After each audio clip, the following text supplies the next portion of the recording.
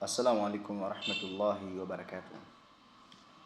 Ewe ndugu yangu katika imani, nazungumza na wale ambao kwamba pia ni matabibu ambao kwamba wanafanya tiba za kisheria. Nataka nikuelekeze kitu kimoja cha msingi.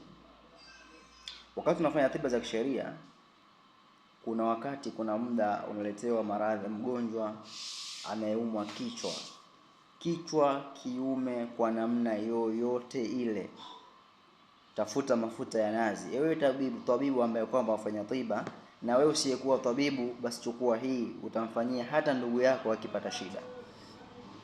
Chukua mafuta ya nazi, kisha mwambie yule mgonjwa akuachie kichwa chake, umfanyie kama misri ya masaji.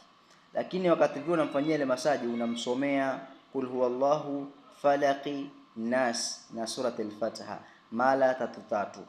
Mara ya kwanza utammwagia mafuta, utamsomea kul huwallahu, falaqi, nas na surat al-Fatiha mara 3.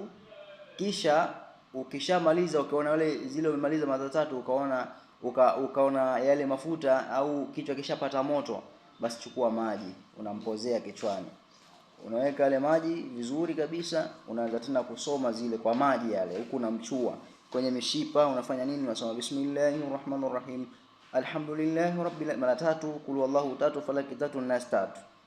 Ukiona yale maji sasa yanashaanza ukauka, labda mathalan, au kichwa kishaanza kupata tena moto na yale maji, chukua mafuta. Mafuta yatakuwa ni mara ya ngapi? Mara ya 2. Chukua mafuta, yaweke tena kichwani, fanya kuchua. Anza sura Fatiha, falaki na kul huwallahu, kul a'udhu bi falaki, kul a'udhu bi rabbin nasi, unasoma vizuri.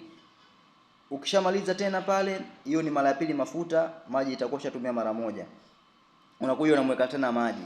Unaweka maji, unachua kwa kusoma sura Fatiha, falaki, nasi na yani sura Fatiha, alhamdu, kul huwallahu, kul a'udhu bi falaki, kul a'udhu bi rabbin nasi, unasoma vile vizuri. Alafu unakuja tena unachukua mafuta mara ya 3. Mafuta mara ya 3 unamchua vizuri mpaka kwenye mishipa.